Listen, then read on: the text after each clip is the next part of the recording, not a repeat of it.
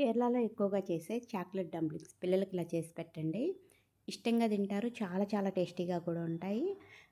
Healthy కూడా. మరి ఇప్పుడు ఈ చాక్లెట్ డంప్లింగ్స్ చేసుకోవడానికి స్టవ్ పైన ప్యాన్ పెట్టుకొని ఇందులోకి ఒక అరకప్పు బెల్లము, పావు కప్పు వాటర్ పోసుకొని బెల్లాన్ని ఇలా కరిగించుకోవాలి. ఇప్పుడు ఇందులోకి ఒక కప్పు పచ్చి కొబ్బరి తురుము కూడా వేసుకొని కొద్దిగా యాలకుల పొడి, ఒక స్పూన్ నెయ్యి కూడా వేసుకొని దగ్గర పడేంత వరకు ఉడికించుకొని పక్కన పెట్టేసుకోవాలి. ఇప్పుడు వేరే ప్లేట్లోకి ఒక కప్పు రాగి పిండిని తీసుకొని ఇందులో నుంచే ఒక 4 స్పూన్లు రాగి పిండిని బౌల్లో తీసి పెట్టుకొని ఒక అర గ్లాస్ వాటర్ పోసుకొని ఉండలు లేకుండా కలుపుకొని పెట్టుకోవాలి. ఇలా కలిపిన పిండిని ఒక గిన్నెలో తీసుకొని దగ్గర పడేంత వరకు ఉడికించేసి పొడిపిండి రాగి పిండి ఉంది కదా, ఈ పొడిపిండిలోకి ఉడికించిన రాగి పిండిని తీసుకొని కొద్దిగా సాల్ట్, ఒక స్పూన్ నెయ్యి కూడా వేసుకొని బాగా కలిపేసి ఉరువెచ్చటి నీళ్ళని చిలకరించుకుంటూ పిండిని చపాతి పిండిలాగా కలుపుకొని పెట్టుకొని ఇందులో నుంచి మీడియం సైజులో పిండి ముద్దను తీసుకొని చిన్న పూరిలాగా ఒత్తుకోవాలి.